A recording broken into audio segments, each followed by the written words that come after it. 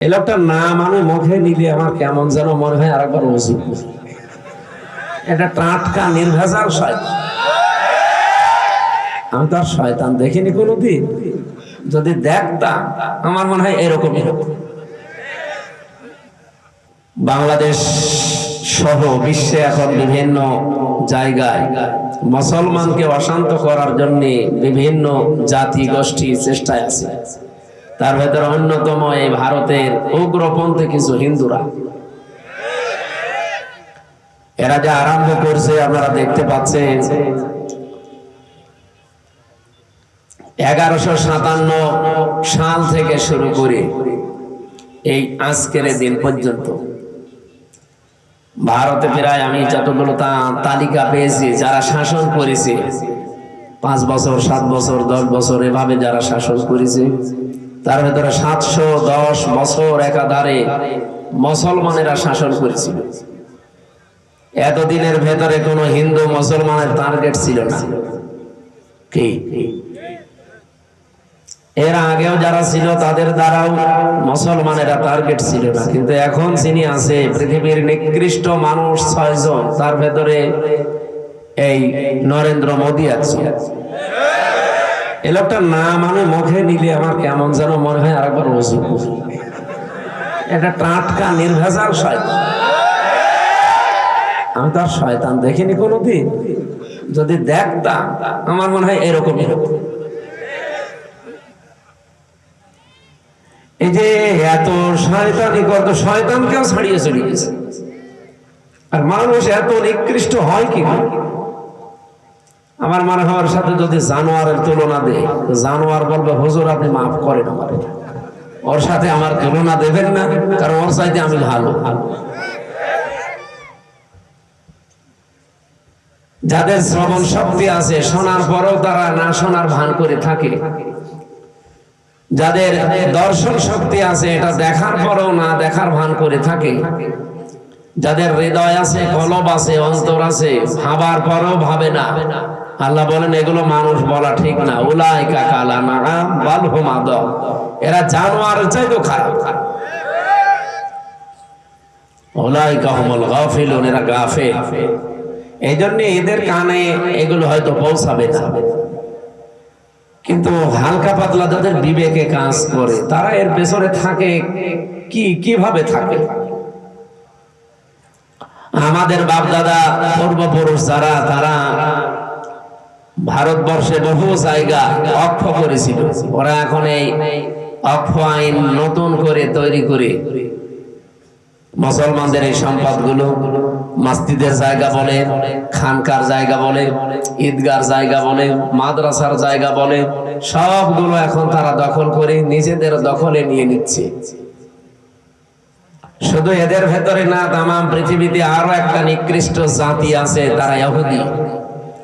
1940 সালে তাদেরকে এই যে আমাদের রোহিঙ্গাদের মতো থাকতে দিয়েছিল এই ফিলিস্তিনের ভাই বোনরা, দয়া করেছিল তাদের প্রতি। অথচ দেখেন এখন তারাই দয়ার পাত্র হয়ে গেছে।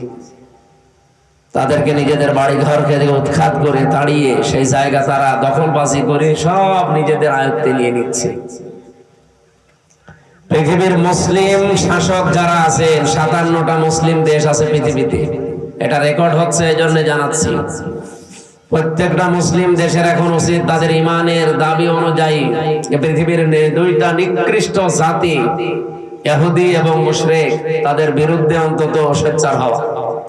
যার যেখানে যা আছে যতটুকু ওইটা নিয়ে দাঁড়িয়ে যাওয়া, মোকাবেলা করা, প্রতিরোধ করা, প্রতিবাদ করা। যদি না করে, যে বিশ্বের 210 কোটি মুসলমান যে রাষ্ট্রে আছে, এরা ইমানের দাবি অনুযায়ী হলেও যদি রাস্তায় নেমে আসে না, চেয়ারে থাকতে পারবেন না। এপ্রিলের 12 তারিখে হালকা আমরা বাংলাদেশে দেখিয়েছিলাম। এই কথা বুঝেন? 12 তারিখে দেখানোর পরেই 13 তারিখে অলরেডি একটা বৈঠক হয়েছে লন্ডনে, আপনারা হালকা পাতলা জানেন।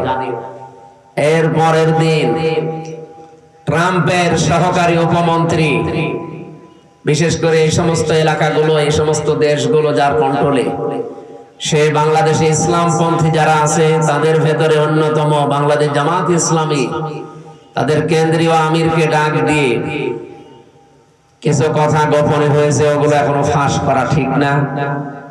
আপনি চিন্তা করতে পারেন, ট্রাম্পের উপপ্রধান উপমন্ত্রী একজন বাংলাদেশ জামাত ইসলামী এবং ইসলামপন্থী যারা আছে তাদেরকে ডাক দিয়ে বৈঠক করে, এটা কি ভেতরে কোনো কারণই নেই নাকি? আমাদের নাম শুনলে যারা 2-3 বার করে বমি করে, আর তারা এখন ডাকতেছে। বিশ্ব দেখিয়ে দিয়েছে, বিশেষ করে এপ্রিলের 12 তারিখ বাংলাদেশ একটা ইতিহাস বানিয়েছে। এতদিন পর্যন্ত যারা এই দেশে অন্তত একটু হালকা পাতলায় আশায় ছিল যে বাবু আবার আসবে, 12 তারিখের পর থেকে তাদের আশা গুড়ে বাড়ে। এই জন্য 15 তারিখে যে মানুষগুলো ফ্যাসিস্ট ছিল, স্বৈরাচার ছিল, তাদের দোসর যারা, তারা এখন অনেকে জেলখানায় আছে, এখন অনেকে পালিয়ে আছে। জেলে 8 মাস পর্যন্ত আমরা দেখতাম তাদেরকে আদালতে তুলতে হলে জামায় আদরে নিয়ে যেত।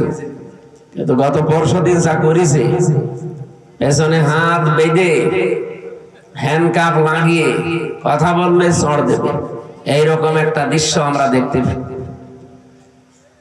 তার মানে প্রশাসনে এখন বুঝতেছে যে না, গোবর দ্বারা আর হবে না। বাবু যতই চাপাবাজি করুক না কেন, ও চাপা সব শেষ। এই জন্য এই সমস্ত মন্ত্রীদের, এমপিদের, এত বড় বড় নেতাদের সামনে প্রশাসন 2-3 হাত দূরে থাকতো, আর এখন পেছনে হাত বেঁধে চোরের মতো, ডাকাতের মতো নিয়ে যাচ্ছে। এতটুকুতে হবে না, আমার মনে হয় এদেরকে মাথায় দড়ি দিয়ে, ডান্ডা বেড়ি পরিয়ে আলেমদের সাথে যা করেছে এই 15.5 বছরে ওদের সাথে তাই করা দরকার। কামরুলটা কালকে দেখেছেন না কি করে হাত বেঁধে পেছনে নিয়ে যাচ্ছিল, মনে হচ্ছে যে গরু চুরি করিস। আসলে তো এগুলো চোর ছিল। আমরা চাচ্ছি এই যে এই দেশে যারা এখন খুব বেশি বেশি বলছেন যে নির্বাচন চাই, নির্বাচন চাই, প্রত্যেকে আমরা এর পক্ষে আছি। কারণ এই দেশে যতদিন নির্বাচিত সরকার না বসবে ততদিন পর্যন্ত অনেকের ষড়যন্ত্র বন্ধ হবে না। এটা বন্ধ করার জন্য নির্বাচিত সরকার মাস্ট বি দরকার, কিন্তু তার চাইতে আগে দরকার যে 2732 জন মানুষ জীবন দিল, তাদের রক্তের অন্তত কিছু দেখানো। কেন তারা রক্ত দিয়ে গেল? কোনো কাজ নেই? আপনি কি মনে করেন আবু সাইদের জীবনের কোনো দাম নেই? মুগ্ধর জীবনের কোনো দাম নেই? রায়হানের জীবনের কোনো দাম নেই? তার জীবনও আমার আপনার মতো নিজের কাছে এরকম মূল্যবান ছিল। এখানে গল্প করেন, একটা কথা বলবেন, এদিকে তাকিয়ে থাকে।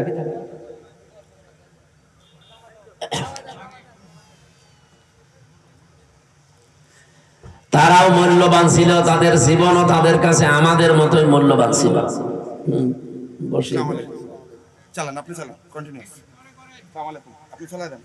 সম্মানিত ভাইরা, আমরা চাচ্ছি সবচাইতে বেশি যে মানুষগুলো এই 15.5 বছরে পৃথিবীর নিকৃষ্ট মানুষ যে 6 জনের নাম বললাম, তার ভেতরে আর একজন যিনি পালিয়েছে। আপনি এখন ইন্টারনেটে সার্চ দেন, 6 জনের নাম আসবে পৃথিবীতে নিকৃষ্ট মানুষ তারা। তার ভেতরে নরেন্দ্র মোদী একজন। আমি নাম নিলাম না, আমাদের দেশেরটা বদনাম হয়ে যাবে, রেকর্ড হচ্ছে তো, ওইটা একজন। মানুষ এত খারাপ হতে পারে, এত নিচে নামতে পারে। কয়েকদিন আগে একটা ভিডিও ছেড়েছিল, হ্যাঁ দেশের মানুষ শুধু আমারই গালি দেয়, আমারই দোষ, আমি সব একা খেয়েছি, আর কেউ খায়নি। আমার ছোট বোন যে এত খাইলো, তারে কিছু বলে না। এরপরে শব্দ আর বলা যাচ্ছে, সবগুলো খালি খাই খাই পাঠিয়েছি। আপনি কি করিস দেশে? আমি কয়েকদিন আগে মালয়েশিয়া, সিঙ্গাপুর, থাইল্যান্ড এর দেশগুলোতে ছিলাম। এই শয়তানরা অধিকাংশ গুলো ওই দেশগুলোতে পালিয়েছে, কিন্তু ওই সাহেব পাড়া বানিয়েছে, থাকে না। সেকেন্ড হোম যেখানে, সেখানে তালা লাগানো, থাকে হচ্ছে হোটেলে। যে হোটেলে উঠে দেখি নিচে 2 জন বসে চা খাচ্ছে। কি গো হুজুর, আমরা আগেই পালিয়েছি। পালালেন কেন? এমন কাজ কেন করা লাগবে যে অন্তত চেয়ার শেষ হলে পালানো লাগে? আর আপনি পালিয়ে হোটেলে কয়দিন থাকবেন? আপনার না 620টা বাড়ি, একটা বাড়িতেও তো থাকতে পারেন না। আপনার মাথা খারাপ হয়ে যাওয়ার কথা না যে একটা লোক 620টা বাড়ি, ও এক একটা বাড়িতে যদি 1 বছর করে থাকে।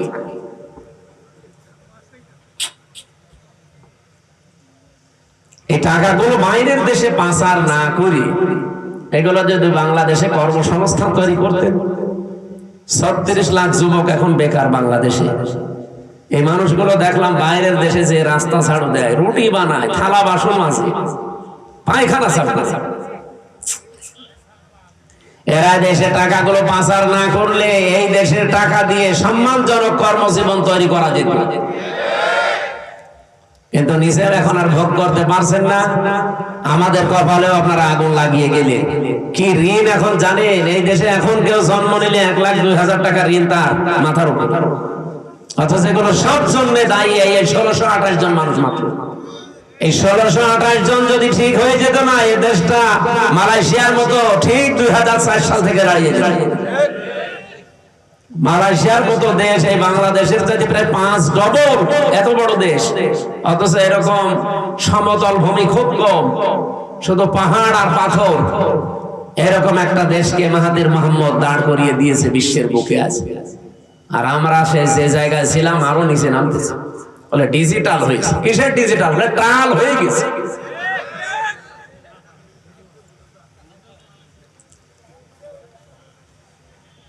যারা আমরা চাই নির্বাচন কালকে দিয়ে দেন, কিন্তু 1628 জনের একজন চেয়ারে থাকা যাবে না। যারা জালেম ছিল, জালেমের দোসর ছিল, সবগুলো তাড়াতাড়ি নামিয়ে দেন, নতুন মানুষ ওখানে বসান। এই 15.5 বছরে যারা বৈষম্যের শিকার ছিল, এই মানুষগুলোকে নিয়ে সেখানে বসান। কালকে নির্বাচন দিয়ে দিন, কালকে সুষ্ঠু হবে। 1628 জন কারা? যারা এই 15.5 বছরে এই কাজ কারবার করেছিল। এই শুধু নাটোরের জেলার ডিসি গেছে কুষ্টিয়ায়, কুষ্টিয়ারটা এসেছে কুড়িগ্রাম, কুড়িগ্রামেরটা চট্টগ্রাম, এই পাল্টিয়েছে। এখনো পর্যন্ত জালেমদের যতগুলো বিচারপতি, জজ, সব তারাই আছে ফিরায়। এগুলোকে আপনি মনে করেন যেগুলো মানুষ ছিল? এই কালকে একটা বিচারপতির ভিডিও দেখছিলাম, ও এখনো পর্যন্ত হাসিনার গুণগান গায়। ওর নাম হচ্ছে শেখ আহমেদ জমাদার। আমার মনে হয় ওরা যত কুকুরও দেখে, কুকুরও ঘৃণা করে। পৃথিবীতে স্বৈরাচার যারা হয়ে যায় তাদের কয়েকটা ক্ষতি সামনের সম্ভাবনা দেখা দেয়। তার 1 নম্বরে পৃথিবীর প্রত্যেকটা সৃষ্টির ভেতরে আল্লাহ একটা ঘৃণা তৈরি করে দেয় তার প্রতি। আপনি তামাম দুনিয়া এখন খোঁজ নিয়ে দেখেন, দুনিয়াতে যারা এখনো স্বৈরাচার আছে তাদের প্রতি শুধু আমরা না, পৃথিবীর যত সৃষ্টি আছে সবার ভেতরে ঘৃণা তৈরি করে দিয়েছে কে? বলেন। 2 নম্বরে ওরা যখন মারা যাবে দুনিয়া থেকে, ওদের জীবনের কোনো ভালো কাজ আল্লাহ কবুল করেনি, আর সর্বশেষ সে যদি ভালো হতে চায় আল্লাহ সেই লাইন বন্ধ করে দেয়। আপনি ফেরাউনের দিকে তাকানো, কিন্তু শেষ কথা এটা বলেছিল, আন্নাহু লা ইলাহা ইল্লাল্লাযী আমানাত বিহি বানু ইসরাঈল ওয়া আনা মিনাল মুসলিমিন। আমি ঈমান আনলাম ওই আল্লাহর উপরে যার উপরে বনি ইসরাঈলরা ঈমান এনেছে, আমি তো মুসলমান।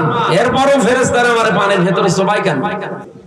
সম্মানিত ভাইরা, আমরা কথা তুলছিলাম কি পৃথিবীর ময়দানে আল্লাহ রাব্বুল আলামিন যত স্বৈরাচারের জীবনী আমি পড়েছি, এই মানুষগুলোর বড় ক্ষতি হচ্ছে ঘৃণা তৈরি করে দেয় সৃষ্টি জগতের ভেতরে তার প্রতি। 2 নম্বরে ওর শেষ ঠিকানা, যেটা জীবনের শেষ দিন পর্যন্ত যখন ভালো হওয়ারও চেষ্টা করে, ওকে আল্লাহ আর ভালো করার রাস্তা রাখে। এই লোকটা সর্বশেষ বলেছিল যে আমি ঈমান আনলাম, এরপরও ফেরেশতারা আমার এভাবে পানিতে চোবায়। আল্লাহ রাব্বুল আলামিন ডাক দিয়ে বলেন, আল আন, এখন, আকাদ আসাইতা ক্বাবলু ওয়া কুনতা মিনাল মুফসিদিন, এর আগে তুমি বড় সন্ত্রাসী ছিলে, স্বৈরাচার ছিলে, ফ্যাসাদকারী ছিলে। জমিনে তোমার জন্য আমার বান্দা বান্দিরা আতঙ্কে ছিল, এখান থেকে আমি তাফসিরে ফি জিলালিল কোরআনে পড়েছি, পৃথিবীতে কোনো মানুষের কারণে যদি আল্লাহর সৃষ্টি জগৎ আতঙ্কিত হয়ে যায়, ওই লোকটাকে আল্লাহ সবচাইতে বেশি ঘৃণা করে। এটা 15.5 বছর এটা বেশি ছিল। এমন এমন মানুষ আমরা দেখেছি যাদের জন্য মানুষেরা আতঙ্কগ্রস্ত ছিল। কি আমি তো নাটোরের খবর খুব বেশি জানি না, কিন্তু শিমুল সাহেবের জানি। ওনার নাম শুনলে মানুষ আতঙ্কিত হয়ে যেত। কি জানি না, কিন্তু ভেতরে অবশ্যই এরকম কিছু আছে। দোলো সাহেবের মতো মানুষদের ওনার সাথে পেরিয়ে দেয়নি। আপনি চিন্তা করতে পারেন, দোলো বাংলাদেশে যদি 20 জন থাকে তার ভেতরে একজন অন্তত, আর সে পর্যন্ত এর সাথে পারে না। তার মানে এই লোকটা কি আপনারা নিজেরাও ভালো জানেন। ইন্নামা নুমলি লাহুম লিয়াজদাদু ইসমা। মানুষ যখন পাপ করতে করতে সীমা ছাড়িয়ে যায়, আল্লাহ পাক বলেন আলাহুম আযাবুম মুহিন, তার জন্য অপমানজনক নেককার শাস্তি, নেককার অপমানজনক শাস্তি আমি একটার পর একটা রেডি করে রাখি। কোরআনের 2টা আয়াত আমার কয়েকদিন আগে আমার নজরে এসেছে। এর আগে আমি বহুবার পড়েছি, কিন্তু এইটা এইভাবে যে আছে আমি জানতাম না। বাংলাদেশ সহ বিশ্বের যতগুলো দেশে আমারে নিয়ে গেছে, আমি যে একটা বড় গ্রুপে ছিলাম, আকিস গ্রুপে, ইনাদের মাধ্যমে বিশ্বের বহু দেশে আল্লামা সাইদের মতো আল্লাহ রাব্বুল আলামিন ওনাদের ওসিলায় কোরআনের দাওয়াত নিয়ে যতগুলো দেশে গেছি, যতগুলো আন্তর্জাতিক সেমিনারে, বিশ্ববিদ্যালয়ে, আমি এই আয়াতটা আমার নজরে এতদিন হাজার হাজার বার পড়েছি, কিন্তু না, এখন আমার কাছে এই তথ্যগুলো আসার পর একটা আশার সঞ্চার হয়। সূরা আলাম নাশরা 5 এবং 6 নম্বর আয়াত একটু ভালো করে শুনেন, দেখেন আপনার কাছে একটা অন্যরকম অনুভূতি আসবে। কোরআনের কথা কোনো মিথ্যা নেই, 100% সত্য, নাকি 98%? আল্লাহ পাক বলেন ফাইন্না মাআল উসরি ইসরা, ইন্না মাআল উসরি ইসরা, 2 বার রিপিট করলেন। আর উসরুন মানে কষ্ট। এই শব্দের আগে আল্লাহ পাক দিয়েছেন আলিফ লাম। কোন শব্দের আগে আলিফ লাম আসলে 4টা অর্থ বের হয়। 1 নাম্বার, এটা নির্দিষ্ট করার জন্য, এটা মারেফা। এর আগে আল্লাহ মা দিয়েছে, এর আগে ইন্না দিয়েছে, এর আগে ফা দিয়েছে। তাফসীরে মুফাসসিরিন ইকরাম 42টার উপরে আমি বসে বসে মিলিয়েছিলাম যে দেখি কোনটার কি বক্তব্য আয়াতের ব্যাপারে। আমার আশ্চর্য লেগেছে, ফি জিলালিল কোরআন মুফাসসির বোঝাতে চেয়েছে পৃথিবীতে কোন মানুষ যদি একটা কষ্ট সহ্য করে 3টা কারণে, এদিকে তাকান, হচ্ছে না, আপনি যদি দুনিয়ায় কষ্ট পেয়ে থাকেন একটা কারণ, কয়টা? না, 3টা। কষ্ট পেলেই হবে না, কষ্ট যদি আপনি পেয়ে থাকেন 3 কারণে। আল্লাহ কষ্টের পরে কথা বলতে গিয়েছেন ইসরা, এর আগে আলিফ লাম দেয়নি, এটা নাকেরা, অনির্দিষ্ট শব্দ। মুফাসসিরিন ইকরাম বোঝাতে চায় আল্লাহর বক্তব্য, দুনিয়াতে যদি কেউ একটা কষ্ট সহ্য করে, কমপক্ষে তার ওই কষ্টের সাথে 70টা সুখ আল্লাহ জড়িয়ে রাখে। এ পর্যন্ত আপনারা কিছুই বোঝেন, আন্দাজে সুবহানাল্লাহ বলেছেন। এবার আমি ব্যাখ্যায় দেখছি, টিকায় পড়েছিলাম, একটা কষ্ট যদি কেউ সহ্য করতে পারে দুনিয়ার এই ময়দানে, কারণ কয়টা বললাম? বলেন বলেন। 3 কারণের বাইরে যদি কষ্ট পান, তার জন্য আপনার জন্য 70টা সুখ আল্লাহ রেডি করবে না? নেই। হাসিনাও কিন্তু কষ্ট পেয়েছিল, কিন্তু এই 3 কারণের বাইরে। এবার আসেন তো, এই 3 কারণের কষ্ট আমাদের জীবনে আছে কিনা? 1 নম্বরে যদি আপনি কষ্ট পেয়ে থাকেন আল্লাহর জন্যে, 2 নম্বরে রাসূলুল্লাহর জন্যে, 3 নম্বরে মানবতার জন্যে। কষ্ট কয়টা? 3টা বলেন কেন? 1টা। কারণ কয়টা? এই 3 কারণের ভেতরে যে কোনো 1 কারণে যদি দুনিয়ায় কেউ একটা কষ্ট পেয়ে থাকে, আল্লাহ যেহেতু মার পরে আলিফ লাম দিয়ে নির্দিষ্ট করে দিয়েছেন কষ্ট একটা, কিন্তু ইসরাটা নির্দিষ্ট নেই। কমপক্ষে 10 থেকে 70টা পর্যন্ত সুখ শান্তি কল্যাণ দুনিয়া আখিরাত মিলে আল্লাহ তার সাথে জড়িয়ে রাখবে। আর 15.5 বছরে আমরা যারা সত্যিই কষ্ট পেয়েছি, কেউ আল্লাহর জন্য, কেউ রাসূলুল্লাহর জন্য, কেউ মানবতার জন্য, এই কথা বললেন না? অবশ্যই এই 3 কারণের বাইরে অনেকে কষ্ট পেয়েছে, তাদেরটা আমি তাফসীরে পড়ি নাই, এজন্য বাদ। এই 3 কারণের যে কোনো একটা কারণে যদি আপনি কষ্ট পেয়ে থাকেন, আল্লাহর কসম, কোরআনের আয়াত, আল্লাহ গ্যারান্টি দিয়েছেন মাআল উসরি ইসরা, অবশ্যই দুনিয়া আখিরাত মিলে আপনাকে 70টা সুখ শান্তি ভোগ করাবে। শুধু করাবে না, শেষে হর্ষাই আছে, করাবে। এবার যেহেতু আয়াতটা রিপিট করেছেন আল্লাহ, সিস্টেম অপর পৃষ্ঠায় দেখুন, আল্লাহ পাক বলেন দুনিয়াতে কেউ যদি একটা সুখ পায় আর ওই সুখটা যদি অবৈধ হয়, আবার বলছি, আপনি যদি একটা সুখ ভোগ করেন দুনিয়ায় আর সুখটা যদি হয় অবৈধ, একটা সুখের কারণে কমপক্ষে 70টা দুঃখ, যন্ত্রণা, কষ্ট, অকল্যাণ আপনার সাথে আল্লাহ জড়িয়ে রাখবে। এবার আমি একটা একটা করে উদাহরণ বলছি। পৃথিবীতে অনেকেই কিন্তু সুখ পেয়েছে, অবৈধ সুখ, যেমন এই যে পরকীয়া প্রেম করে সুখ পায় না, না এই এলাকায় সব নেই? যারা পরকীয়া প্রেমে লিপ্ত আছেন, আপনিও সুখ পেয়েছেন, শান্তি পেয়েছেন, কিন্তু এটা কি বৈধ না অবৈধ? বলেন বলেন বলেন। এরকম অবৈধ সুখ একটা যদি ভোগ করে থাকেন, আপনাকে আল্লাহ কষ্ট দেবে, দুঃখ দেবে কয়টা? 70টা। আর এবারে মিলান, 15.5 বছরে যারা ক্ষমতায় ছিল, বৈধ ভাবে না অবৈধ? তাহলে সুখ তারা পায়নি। বলেন বলেন। যত সুখ পেয়েছে সব বৈধ সুখ না অবৈধ? আপনি এবার হাসিনা থেকে শুরু করে যারা ছিল বলেন, এই 15.5 বছরে যদি অন্তত 50টা সুখ পেয়ে থাকে, আমি কি সুখের নামগুলো বলবো? আরে সুখের নাম বলার দরকার কি? আপনি তো সুখ পেয়েছেন। বাবা শাহজালাল সব হালাল করে নিয়েছিলেন,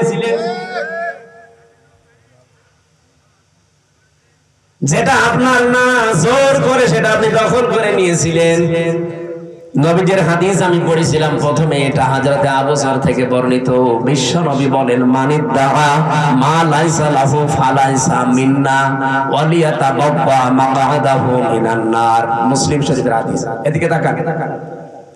1 নম্বরে নবীজি বলেন, দুনিয়ার এই ময়দানে যেটা তোমার না, জোর করে যদি ওটা কেউ জোর জবরদস্তি করে দখল করে নেয়, 2টা শাস্তি তার জীবনে মাস্ট বি হবে। 1 নম্বরে ওই দিন থেকে ফালাইসা মিন্না, ও আমার উম্মত থেকে বের হয়ে গেছে। 2 নম্বরে ওয়ালিয়াতাবাব্বা মাকআদাহু মিনান নার। আল্লাহ পাক বলেন, নবীজি বলেন, এটা মুসলিম শরীফ যে নবীজির কথা, ও নিজের জায়গা যেন জাহান্নামে একটা লিখে বরাদ্দ করে রেখে দিয়েছে। হ্যাঁ, এখানে হাদিসের ব্যাখ্যায় মুহাদ্দিস যারা, তারা ব্যাখ্যা করতে গিয়ে দিয়েছেন, যে জিনিস আপনার না, ওইটা যদি আপনি আবার নিয়ে নেন, আপনার জন্য এই 2টা শাস্তি।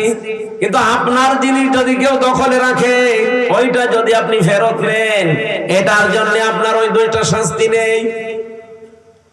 বোঝেননি? আমি জানি না। আপনার যে জিনিস দখল করে নিয়েছে একজন, আপনি যদি এখন কিছু পেয়ে ওইটা আবার নিজের আয়ত্তে নিয়ে নেন, আপনার জন্য হাদিসে বর্ণিত ওই 2টা শাস্তির একটাও হবে না। কিন্তু যে জিনিস আপনার না, জোর করে যদি আপনি নিজের দখলে দুনিয়ায় নিয়ে নেন, আপনি ওই দিন থেকে নবীর উম্মতের বাইরে চলে গেছেন। আপনি নামাজ পড়তে পারেন, রোজা রাখতে পারেন, হজ করতে পারেন, কিন্তু নবীর উম্মত আপনি আর নেই। হ্যাঁ, কিন্তু ওটা যদি আপনারই ছিল, দখল করেছিল একজন, সেটা আপনি আবার ফেরত পেয়েছেন, আপনার জন্য শাস্তি না? এই বাংলাদেশে অনেকের নামে আমরা দেখি, খালি চাঁদাবাজির কথা শুনলে, একজনের জিনিস নিয়ে এটা শুনলে খালি এক দলের প্রতি আর এক দলের প্রতি এই যে কাদা ছোড়াছড়ি চলছে। আরে ভাই, আপনাকে আগে বাস্তবতা বোঝা লাগবে। যে লোকটার কাছ থেকে 15.5 বছরে আপনি কত কিছু নিয়েছেন, নিজের বিবেককে জিজ্ঞাসা করেন। এই মানুষগুলো যদি এখন সেগুলো ফেরত পায়, ফেরত নিয়ে নেয়, সে তো আর জোর জবরদস্তি করে নিয়ে নি, তার নিজের জিনিস সে নিয়েছে। এরকম কিছু যদি হয়ে থাকে তাহলে হাদিসের এই দুইটা শাস্তি তার জন্য না। আমি আবার বলছি, আমি আমি নিজে একজন ভিকটিম। এই 15.5 বছরের ভেতরে, বিশেষ করে 3 বছর জেলে থাকাকালীন আমার বাবার বৈধ সম্পদ, এবং আমি চাকরি করতাম আকিজ গ্রুপে, খতিব ছিলাম, সেখান থেকে তারা অবৈধভাবে বহু টাকা এমনিতেই নিয়েছে। নাকি আমার কাছে টাকা পাইতো? বলেন। আমার ধরার পরে বলেছিল 50টা মামলা দেব, এক্ষুনি 10 লাখ টাকা দেওয়া লাগবে। বাবা তো গ্রাম্য মানুষ, জমি জায়গা বিক্রি করে যা তা করে ওরে 8 লাখ সঙ্গে সঙ্গে দিয়েছিল। ও শয়তান তারপরও আরেকটা মামলা দিয়েছিল। এভাবে খেপে খেপে বাবার কাছ থেকে প্রায় 32 লাখ টাকা নিয়েছে।